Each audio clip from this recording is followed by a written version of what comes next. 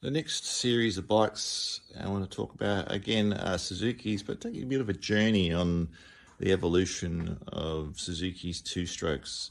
Of course, Suzuki had won world championships in the racing categories, 50 cc's and stuff, using two-strokes. There's that famous story about Ernest Egner, the East German, bringing the technology across, particularly around exhaust gases and the development of the expansion chambers and that sort of stuff. Some great books written by Matt Oxley on the subject, called Stealing Speed. But this is, I guess, where Suzuki started to take the two-stroke development. Bearing in mind, this is a 1974 GT380. In the series, there was the 380, the 550, and the 750. It's getting towards the end of the series, so 74. We've probably only had another 2 years to run. 76, seeing the end of the 380 and the 550. The other claim to fame, I guess, the 380 had was, of course, to form the basis. This is, again, if my history gets me wrong, feel free to drop a comment and correct me, of one of Barry Sheen's early bikes. So, you know, almost famous. Everyone wants to claim a connection to somebody. So this bike was the first bike that was restored in the Brisbane Classic Motorcycle Collection. It had been in a flood. It was bright green. I'll show a restoration portfolio on it in the future. I'll put one together showing some of the photos and what we went through to bring the bike to its current condition. Runs, second kick, beautiful bike.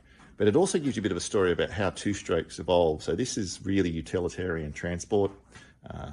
Yes, the ram air over the top was a bit of a gimmick to try and put cool air across the top of the cylinders.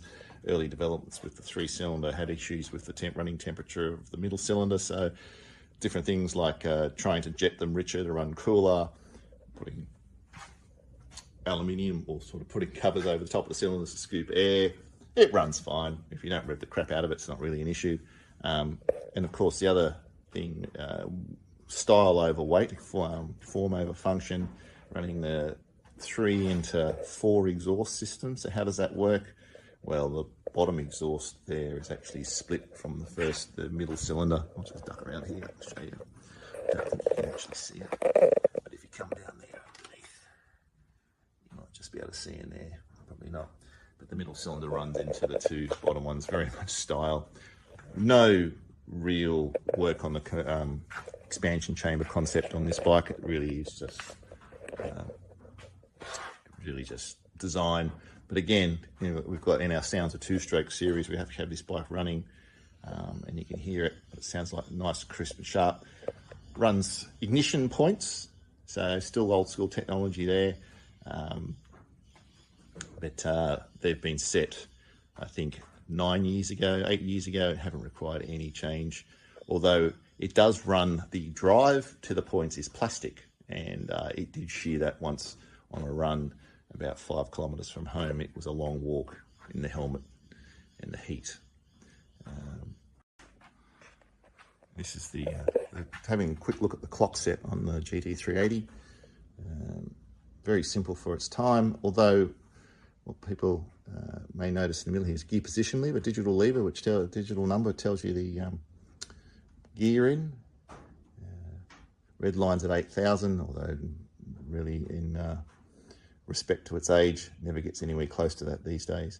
Very full switch gear,